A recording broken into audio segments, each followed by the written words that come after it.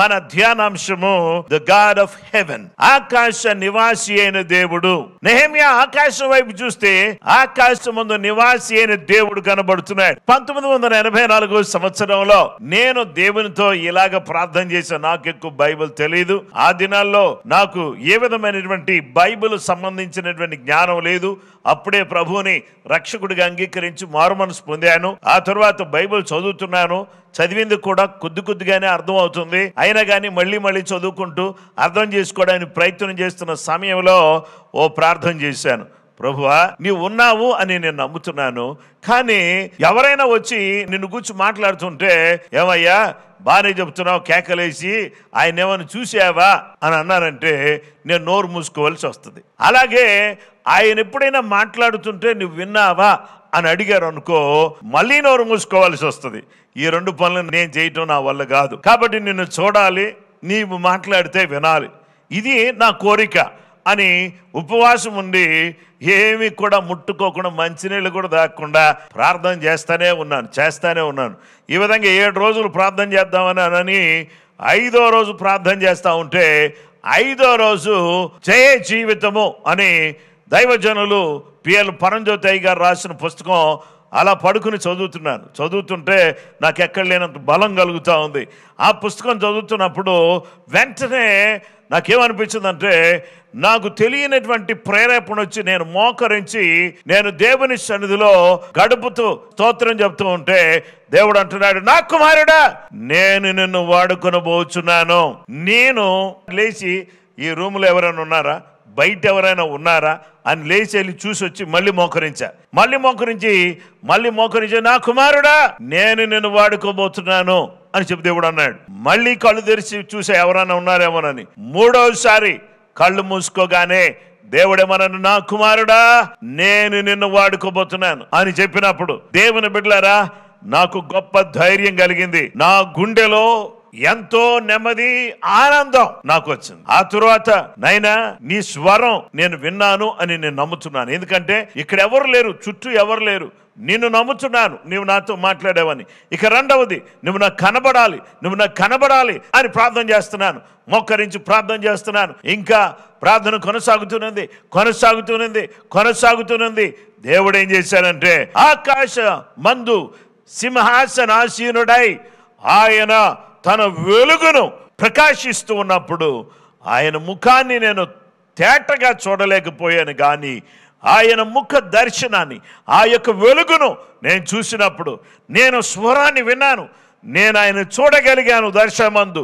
ఇప్పుడు ఎక్కడికైనా వెళ్ళి ఎవరికైనా నా దేవుడు సజీవుడు, నేను నమ్ముకున్న యేసుక్రీస్తు ప్రభువారు జీవము కలిగిన వాడు, ఆయన ఏమైనా చేయగలిగిన వాడు, ఆయన ఆకాశమందు నివాసి అయినటువంటి వాడిగా ఉన్నాడు అనేటువంటి ఒక గొప్ప ధైర్యం దేవుడు నాకు ఇచ్చాడు. నెహెమ్యా గ్రంథం 2వ అధ్యాయం 20వ వచనం, అందుకు నేను ఆకాశమందు నివాసి అయిన దేవుడు తానే మా యత్నము సఫలము చేయును గనుక ఆయన దాసులమైన మేము కట్టుటకు పూనుకొనుచున్నాము, ఆయన నామములో మేము కట్టడానికి పూనుకుంటాము అని నెహెమ్యాతో ప్రజలు చెప్తున్నటువంటి మాటను మనకు దేవుడు జ్ఞాపకం చేస్తున్నాడు. గాడ్ హూ హియర్స్, ఆకాశమందు నివాసి అయిన దేవుడు ఎలాంటి వాడంటే ఆలకించువాడు.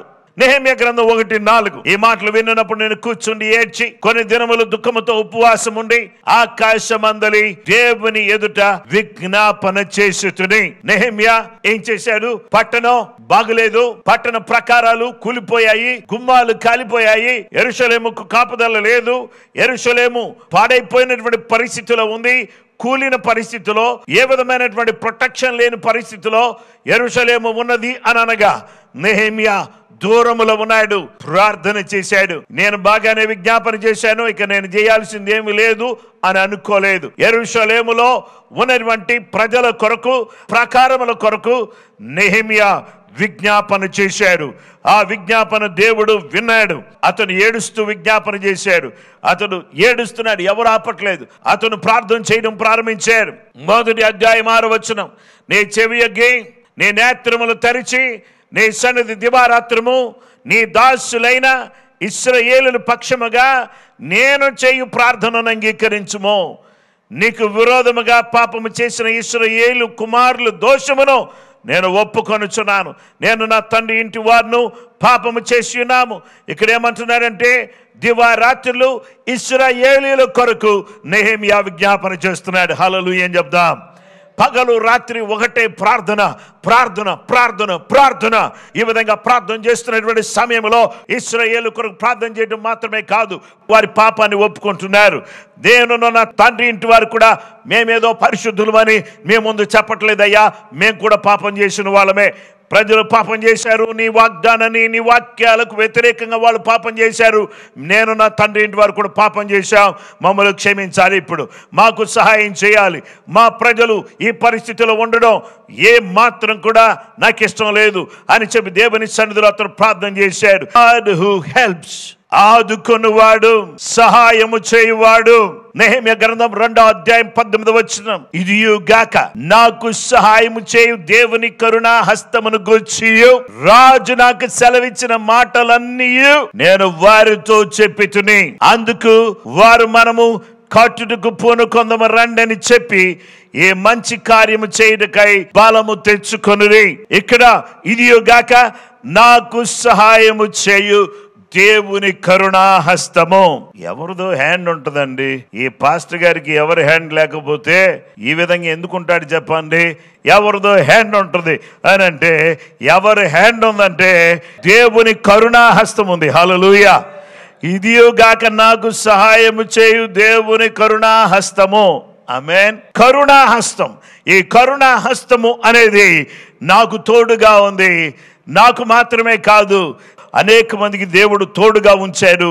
అంత మాత్రమే కాదు, రాజు కూడా సహకారం అందించటానికి దేవుని జోక్యం వల్ల, దేవుని ప్రేరేపణ వల్ల రాజు సహాయం చేస్తానన్నాడు, సహాయం చేశాడు.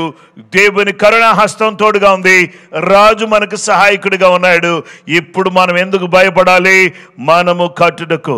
ఇవన్నీ కూడా వాళ్ళతో చెప్తే అందరూ ప్రజలందరూ ఏమన్నారంటే ఎస్ రండి రండి, మనం కట్టుటకు పూనుకొందము రండి. Praise the lord. Hallelujah. Let's start building. Let's start building. The response of the people. చాలాసార్లు ప్రజలు కడదామంటే వద్దులేండి, కడదామంటే వద్దులేండి, ఇప్పుడు కాదులేండి అని అంటారు.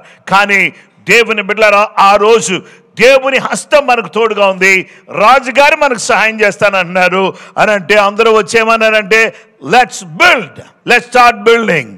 ఎలా అవుతుందో ఏమో, మధ్యలో రాజుగారు ఒకవేళ సాయం చేయకపోతే ఏమవుద్దో ఏమో, అలాంటి డౌట్స్ ఏమి లేవు. మనం కట్టుడుకు పూనుకొందము రండి. They got ready to start the work. వారు పని చేయడానికి రెడీగా ఉన్నారు. ప్రార్థన చేశాడు, పని చేశాడు, ప్రభావితం చేశాడు. అయితే ఇప్పుడు ఆ దేవుడు ఎలాంటి దేవుడని నెహెమ్యా చెబుతున్నారంటే, మూడవది the God who gives success.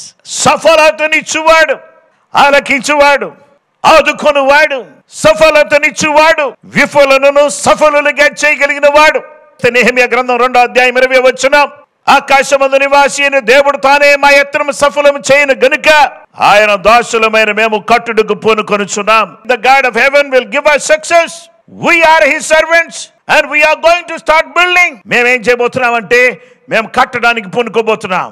మా దేవుడు ఎలాంటి దేవుడు అంటే మాకు సహాయం చేసే దేవుడు, మా పక్షంగా ఉండే దేవుడు, మాకు విజయాన్ని ఇచ్చే దేవుడు, మాకు సఫలతనిచ్చే దేవుడు.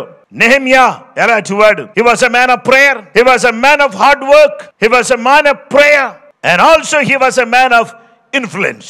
చాలాసార్లు ప్రార్థన చేయొచ్చు, కానీ హార్డ్ వర్క్ చేయకపోతే మనము ముందుకు సాగడం అనేది చాలా కష్టం. కనుక దేవుని యొక్క వాక్యం ద్వారా దేవుడు సెలవిస్తున్నటువంటి సత్యం ఏంటంటే మన అందరం కూడా దేవుని బిడ్డలారా ప్రార్థన చేయొచ్చు. ప్రార్థన మాత్రమే సరిపోదు, హార్డ్ వర్క్ అనేది చాలా ప్రాముఖ్యమైనది. నెహెమ్యా 52 డేస్లో యెరూషలేము ప్రాకారాలన్నీ కూడా కట్టి వాటి గుమ్మాలను నిలబెట్టి దేవుని బిడ్డలారా తిరిగి దాన్ని దేవునికి ప్రతిష్ఠించినటువంటి గొప్ప వ్యక్తిగా దేవుని మహత్తరమైనటువంటి గొప్ప నాయకుడిగా నెహెమ్యా మనకు కనబడుతున్నాడు. ఆయన చేసిన ఉపకారములలో దేనిని మరువకము. నిన్ను దేవుడు కట్టాడు, నీ జీవితాన్ని మలిచాడు, నీవు అనారోగ్యంగా ఉన్నప్పుడు నిన్ను స్వస్థపరిచాడు, పాపములో ఉన్నప్పుడు నిన్ను విడిపించాడు, నీ యొక్క కృంగిన స్థితిలో, నీవు దుఃఖములో, బాధలో, వేదనలో నలిగిన స్థితిలో నిన్ను ఓదార్చాడు. దేవుని దాసుని ద్వారా, సంఘము ద్వారా అనేక రీతులుగా మేలు పొందినటువంటి మీరు ఇంకా అనేక మందికి ఇది మేలుకరమైన సంఘంగా, ఆశీర్వాదకరమైన సంఘంగా, దేవుని కార్యాలు జరిగించేటటువంటి సంఘంగా, దేవుని రాజ్యాన్ని విస్తరింప చేసేటటువంటి సంఘంగా, దేవుడు బలమైనటువంటి నాయకులుగా, బలమైనటువంటి యోధులుగా ప్రతి విశ్వాసిని దేవుడు వాడుకొనుగాక.